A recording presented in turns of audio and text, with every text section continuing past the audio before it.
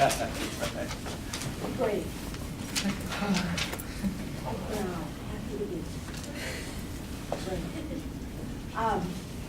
I'm Rita McCann. I'm a lawyer in Huntsville, Alabama. I'm so glad to be here with you all today.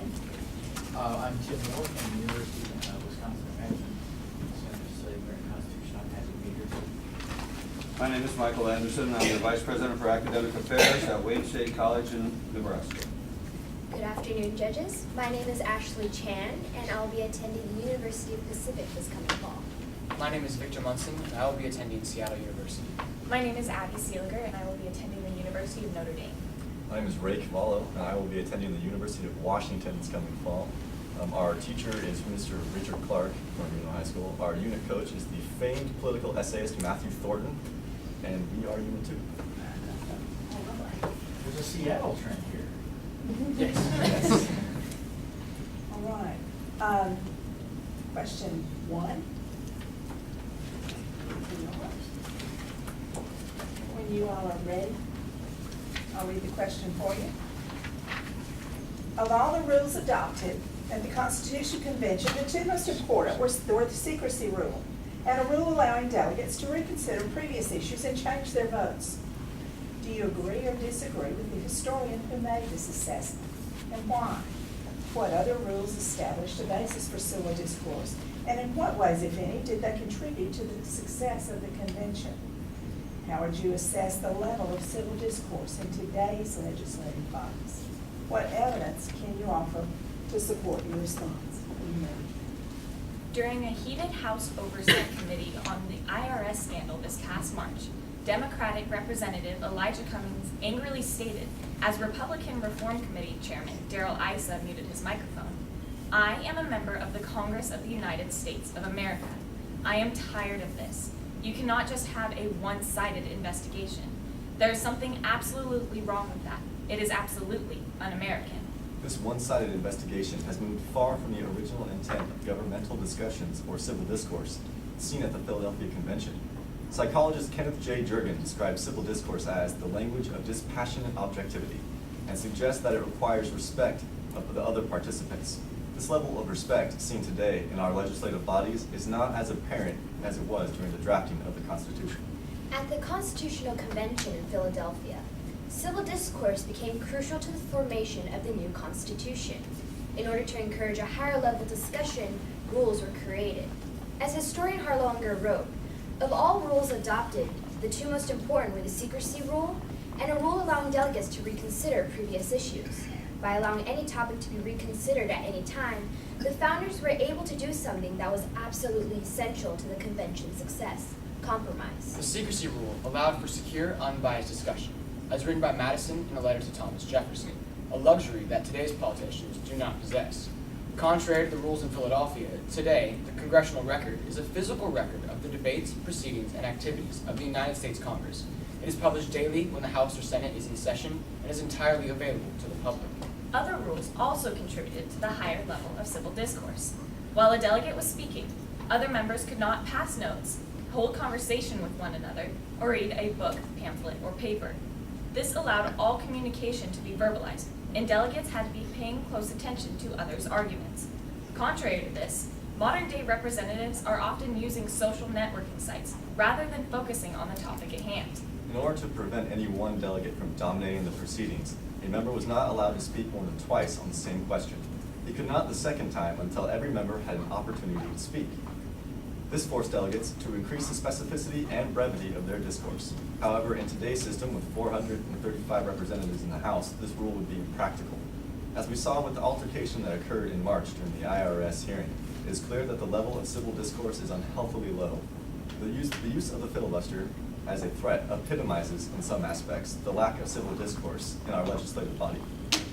The original intent of the filibuster was to promote civil discourse through strategic legislative tactics.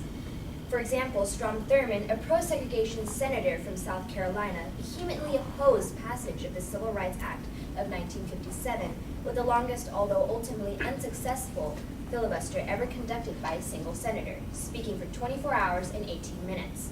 However, today the filibuster, or rather the phantom filibuster, is used to prevent civil discourse from adding to an efficient legislative session. In order to stop the use of the filibuster as a threat for judicial appointments, the Senate, through Senator Reed of Nevada, created the nuclear option, which only requires a simple majority to end debate. This is done through Article 1, Section 5 of the Constitution, which allows each House to determine the rules of its proceedings. This was included, in part, to allow each House to determine, to allow each House to encourage the civil discourse specific to their needs. Since the inception of our nation under the U.S. Constitution, civil discourse has become detrimentally low. As Jim Cooper, a moderate Democrat of Tennessee who has been in Congress since 1983 stated, America's problems have rarely looked so large, and Congress has rarely looked so small. Thank you.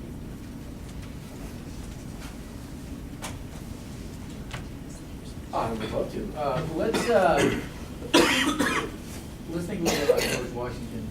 Is he being at the convention foster deliberation or limit deliberation? Just the presence of Washington. Well, just the presence of Washington allowed for a major compromise in the executive branch. Many of the anti-federalists were very afraid of this overpowering and similar to the king, but knowing that George Washington was going to be their first president really calmed some of those fears. So just his presence there helped debate. Another aspect of George Washington is his book of civility and decent behavior, which is an example of his own personal aspects that make him so respectable to his peers, and all his peers, in some way or another, whether they were against him or not, found respect for him in every form. As George Washington was the leader of the Continental Army, he became, a lot of the ways, a symbol of this new America that was to be. And so, as Abby stated, and in a lot of ways, he was a symbol of the new republic that was going to happen. So, in a lot of ways, he did add to. But did he influence people to either shut up or talk to talk less or to talk more? Well, he absolutely influenced people because, as some delegates would put, if you left your notes on the table when they were taking a break, George Washington would reprimand you because he was an enforcer of the secrecy rules at the convention. He wanted to make sure it ran smoothly. So let's talk about those secrecy rules, shall we? There were some pretty learned people at this convention, but there was also learned people outside the convention that were involved in developing governments all over the colonies. Why not let them in on the conversation? Or why not say, send a note out to this guy because he knows this or that about this topic? Well, many delegates had the opportunity, such as representatives from the state of New York. I mean, a note was sent to their state legislatures, and only Alexander Hamilton was the one who actually went to the convention. Not only that, but the main reason that they had a secrecy rule at the convention was because the Philadelphia Convention was originally convened to amend the Articles of Confederation, but instead they were essentially committing treason by creating an entirely new government. So regardless of whether they were educated people outside of the convention, they didn't want to essentially convict themselves of treason by allowing everyone to know about what was happening at the convention. But if there's two perspectives on an issue that are valuable within the room, wouldn't three be even better? Well, one of the main things was this fear of a direct democracy from the people. So by sending representatives rather than hearing from everybody, it helped to prevent from this mob rule. So they were protecting the minority by not allowing the entire public to know of their proceedings. As Abigail Adams said to John Adams before he went to the convention, remember the women. Essentially the point is that no one was actually truly represented at this convention. It was a group of white male landowners, and regardless of whose perspective was there, it was still a very constricted perspective. So even if you had added these educated people outside of it, it still would not have been representative of the entire population. And to answer your question, there were three ideas. Essentially, there was the large state idea, the small state idea, and then there was the New York plan presented by Alexander Hamilton, which was I was called the Hamilton. the Hamilton plan. Well, he was the only one. Did the secrecy rule help the discourse, help civil discourse? Did the secrecy rule? Oh, absolutely. Civil discourse is extremely, it benefits a lot to the secrecy rule. And not only was it, you couldn't, they had to remain secret, but they locked all the doors and windows. Even in Philadelphia in the summer, all the windows and doors were locked. No one could know what was going on. And this idea is actually seen today in a lot of ways with ideas such as jurors. Jurors meet in a locked room in a way that no one can know what's happening or what the jurors are talking about, which allows them to be able to voice their opinions and talk about things in such a way that allows them to get to a settlement that is most accurate and a consensus of the group. James Madison once said of the secrecy rule that it was most expedient in order to construct substantiated information and to prevent misconceptions and misconstructions. And at that time, misconceptions and misconstructions were the newspapers that were waiting outside for the doors to open, which never opened, but it allowed all the information to be protected and allowed it to be deliberately reasoned. As you can see today, when some people aren't allowed the option of secrecy, such as like President Obama when he was promoting his plan of like, don't cross the red line when it comes to Syria. If they cross the red line, we're going into Syria, right? He said Isn't that. that an example of when even the framers thought it was a good idea to be quiet when you're talking about national security issues? Well, what I'm saying is like President Obama didn't have the option to think about his position fully beforehand. I mean, he said he took a stance in the public eye, so he was forced into a corner instead of being allowed to look at the situation in a sort of a backstage instead of going in and saying, we're going to go in and then not going in. He was a flip-flopper. You think anybody, oh, good. Anybody at the convention detrimental to civil discourse? I mean, were they all just these really nice, genteel men talking silly, or is there anybody there who kind of gets in the way of civil discourse? Well, one of the problems with the Philadelphia Convention is that if it wasn't for Madison's notes, we wouldn't actually know anything about the Philadelphia Convention. So we only have one person's perspective of what was occurring at the Philadelphia Convention. Thus, in a lot of what we've read from Madison's notes, the civil discourse was very high and was very respectful, but we're not sure exactly everything that occurred at the Philadelphia Convention because we only have one man's notes and one man's perspective of what was occurring. So there is absolutely a chance that a group of that men from that many diverse places could have been detrimental to civil discourse, but in the end, we do have an amazing document that still governs our government right now. And we can definitely tell that there were tensions between Madison and people like George Mason from from smaller states who did not want to. They were battling back and forth over this representation issue, and so people that like Roger Sherman, who he was the instrument, he was like the voice behind the Great Compromise. People like that were also there in order to help the civil discourse. Well, thank you. Let's give him a hand.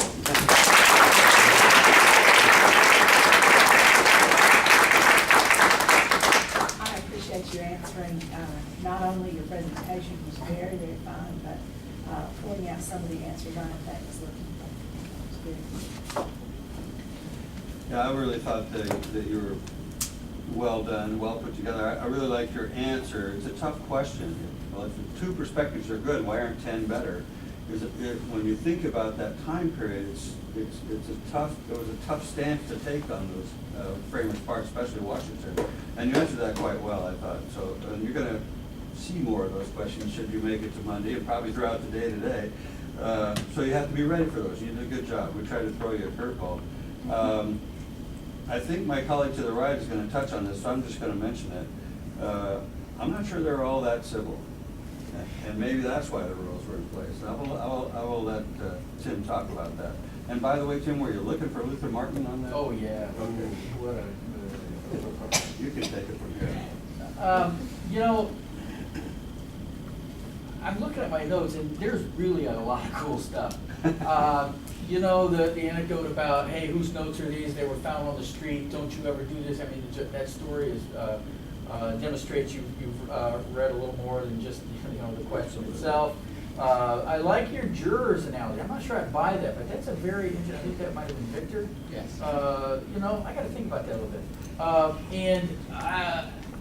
You know, this idea, hey, they had a fear of direct democracy. You're on the verge of brilliance there. These guys are not great Democrats. They're scared to death of direct democracy, so secrecy makes sense. That's a really, and you did that in like a phrase, in a sentence, but that's significant. That demonstrates a pretty sophisticated understanding of it.